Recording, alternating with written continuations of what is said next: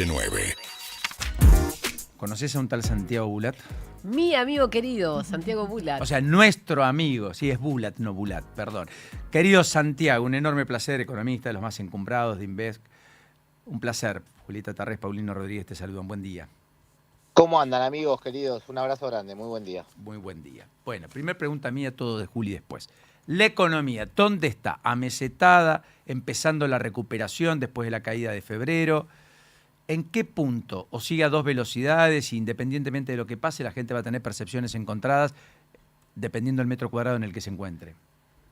Pienso que eso va a seguir, me parece que va a ser una lógica que no va a cambiar a lo largo del año demasiado, el tema de la heterogeneidad. El número de febrero fue muy malo, realmente. Si uno analiza todas las caídas mensuales que tuvo el PBI, digamos, esta es una de las más grandes incluso desde los últimos 20 años, o sea, la caída mensual. También venía con un repunte de enero y diciembre que nadie se había esperado que crezca tanto, ¿no?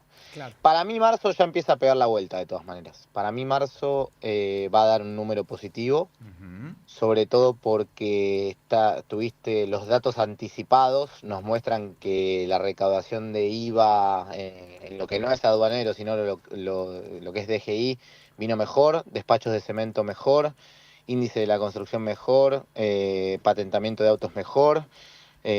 Producción de autos un poquito mejor, con lo cual me parece que en general este número feo de febrero en marzo debería quedarse atrás, pero esta heterogeneidad que vos venís marcando me parece que no se termina todavía, ¿no? Todavía vamos a ver una economía que no crezca a la misma velocidad, me parece. Santi, entonces vos decís que quizás febrero cambiaría la tendencia, probablemente abril continuaría con esa tendencia que ayer entiendo que, no sé qué midieron ustedes, pero Equilibra ya le dio un punto positivo a marzo respecto de febrero. Claro, sí. Sí, eso es lo que estás viendo, ese cambio de Sí, tendencia. exactamente. Creo que marzo y abril ya deberían ser meses bastante mejor que fue febrero.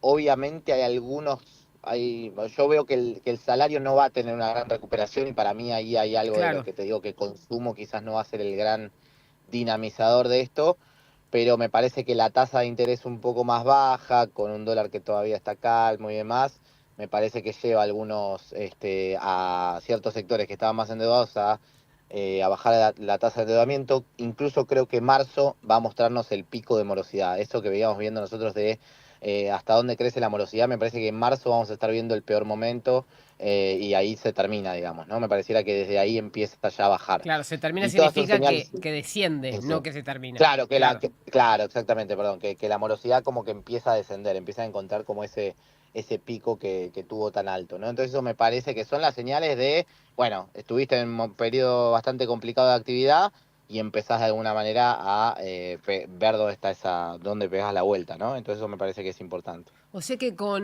escuchando al ministro de Economía hablando de optimismo para los próximos meses, en algún punto tiene estos datos en la cabeza. Y por otro lado te quería preguntar qué están midiendo ustedes de inflación en INVEC. Bien, inflación para abril estamos cerrando en torno a 2,7, obviamente todavía quedan algunos días, pero nos quedaría una inflación más baja que la de marzo. Con alguna preocupación hacia adelante por el tema combustibles, porque si el Brent se mantiene en ser arriba de 100, todavía ahí te queda un ajuste de más o menos 10% aproximadamente que tiene que salir a hacer las refinerías. Entonces, para mí no se terminó ese tema todavía, pero el ajuste fuerte tarifario que se hizo durante este primer trimestre, bueno, no debería volver a repetirse y la carne ya te afectó menos, entonces toda esa combinación hace que la inflación me parece que vaya a estar por debajo de 3. Obviamente es un número que, nada, para mí está bastante lejos del 0, algo por ahí prometido o esperado, pero bueno, lo bueno es que dejarías de tener la escalerita de todos los meses subiendo, ¿no? Que era un poco lo que se veía viendo desde mayo del año pasado. En términos de crecimiento este año, ¿imaginás un 3, 4? No, 2,5. Estoy más abajo. Está más abajo, o sea, son menos optimistas que el fondo, inclusive, y que el propio gobierno, naturalmente. Sí, estamos un poco más abajo. De hecho, el dato de febrero te pone Claro, te lleva un número bastante abajo en realidad, cuando lo Correcto. incorporás. Así ¿Y que empleo lo ves arriba, el desempleo, en el final del año del 7,5, que fue el último dato del último trimestre del año pasado? Yo veo que el desempleo puede subir un poco más, pero no veo una explosión de desempleo. Si vos me decís, che, vamos a meter un punto más de nuevo, no, no me parece. Pero creo que vamos a tener un desempleo un poquito más alto todavía, incluso, sí. O sea, algunos puntos más del 7 que dio en el último cuatrimestre. Sí, sí, eso, se queda en esos niveles o sube un poquito. No me imagino que llegue, no sé, a 10, por ejemplo, pero que pueda estar en torno a 8 y monedas me parece que es algo plausible, sí. Entonces, en resumen, lo que más le preocupa o les preocupa a los economistas o incluso debe estar preocupándole al gobierno es el salario. El salario y el salario disponible, el ingreso Te disponible. diría el salario disponible y el empleo, lo que llamaría masa salarial, si se quiere. Bien. Empleo más Mm, salarios, digamos. mm. Exactamente. Yo Santi, creo que ahí mm, hay un tema que no solo preocupa a los economistas, sino también medio cuando vos ves inversores y demás, lo que dicen es, che, ¿qué pasa con como la masa salarial? Que de alguna manera, bueno, puede complicar por ahí la expectativa, viste, del consumidor. De hecho, vimos el dato de consumidor de Sí, Itela el y humor dio bastante social. feo. Sí, Claro, tal cual, el humor sí, social, el tal humor cual. social. Eso es un poco la pregunta que anda dando vueltas, si no, y quiere. además el empresario tampoco va a poner plata si no tiene demanda. Nadie hace una No, inversión tal si cual. tiene una demanda Sí, muy comprimida o muy restringida.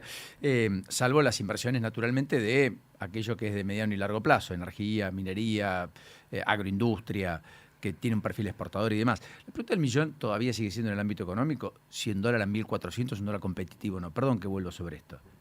Pero la sí. Argentina se volvió Sí, cara en muchos casos. ¿Vos mm, creés que es un dólar competitivo o no?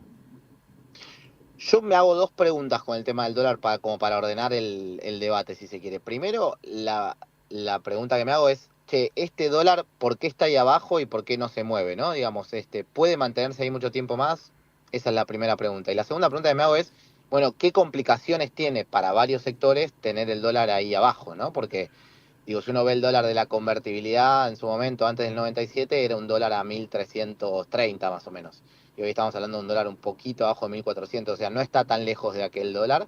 Del desfile de la convertibilidad estamos lejísimos porque era más o menos de 1.000 pesos, a precios de hoy, por supuesto. Pero lo que sí veo que hay mucho flujo, o sea, hay una frase en el mercado que se llama el flujo mata el fundamento. Esto es bastante conocido, pero en general vemos mucho flujo porque Argentina tiene más precio de petróleo, más precio de soja, más precio de maíz, más precio de trigo, tiene una muy buena cosecha en términos generales, tiene mucha licitación de obligaciones negociables, es decir, de deuda del sector privado que las están empezando a vender ahora en el mercado, que todavía queda un trecho ahí por delante. Con lo cual hay una entrada de dólares en general en esta economía que te está manteniendo un dólar bajo e importaciones, sobre todo porque hubo mucho sobreestoqueo el año pasado, que no se Claro. están repitiendo con la misma velocidad que del año pasado. Entonces estás con importaciones más bajas. Entonces eso te lleva a que haya un banco central comprando prácticamente solo, porque las importaciones no están creciendo demasiado, y una oferta tremenda. Entonces me decís, ¿por qué el Banco Central puede comprar e incluso con una tasa de interés que ya no es atractiva en pesos y no hay una dolarización tremenda? Bueno, es porque hay una oferta bastante grande. Ahora, me preguntás, ¿va a durar todo el año? Yo no lo creo. Pero hoy de flujo te gana el fundamento, claramente. No, Y después... incluso para, mm, déjame agregarte esto, Sí, quizás sí, hasta sí, sí. junio podemos llegar a ver este escenario, esto te lo agrego yo. Lo que pasa es que Sí, sí. también es cierto que durante de septiembre a octubre del año pasado las personas físicas se sobredolarizaron. Entonces, hoy, ¿quién va a ir a comprar dólares si ya lo compró más caro? Sí, en realidad, viste, cuando ves las estadísticas de compra de Sí, personas, tampoco es que aflojó, es verdad que aflojó respecto de claro, septiembre-octubre, a que eso fue me un refiero. delirio, por Sí, supuesto, sí, pero la gente sigue comprando dólares, digamos. Economía que en general el ahorro está medio en dólares, la gente si le sobra algo va a comprar dólares, venimos de más o menos 2.500 millones de dólares por mes. O sea, la gente siguió comprando, no a la velocidad, como decís bien, Juli, de septiembre-octubre, eso está claro, pero no es que se ha frenado, de hecho, si vos ves esa parte, está negativa todavía. La parte de turismo está negativa, o sea, los argentinos salimos más afuera que lo que salimos a claro, vacacionar acá. sí. Entonces eso sí es cierto que nosotros seguimos como siendo demandantes de dólares, pese a que sea un poco menos de volumen. Y después lo otro que decía Paulino, que me parece interesante, es, che, y bueno, ¿y quién camina? ¿A quién le va bien con este dólar? Bueno, los que dependen poco de lo cambiario y que son exportadores, que su negocio tracciona igual con un mundo muy demandante, energía, minería y qué sé yo, no le están dando demasiada importancia al dólar. Ahora, el que su margen se hizo bastante pelota en el último tiempo, digamos, porque estamos con márgenes más normales, Sí. los costos en dólares empezaron a subir y no tuviste una revolución tributaria que ya te bajó un montón de costos porque ingresos brutos sigue ahí, porque el impuesto al cheque sigue ahí, porque un montón, digamos, eso es lo que los que para mí están más finos en este momento, están más complicados. Entonces, si el costo en dólares se vuelve más pesado y no hay, digamos, ganancia de competitividad por otro lado, bueno, es difícil que el empleo vuelva a subir a una velocidad muy grande, me parece a mí, ¿no? Porque esto, tenés como trabas, ¿no? No tenés mucha Correcto, dinámica en correcto. varios sectores que son generadores de empleo. Entonces, por eso digo que la economía puede crecer, pero que el empleo necesariamente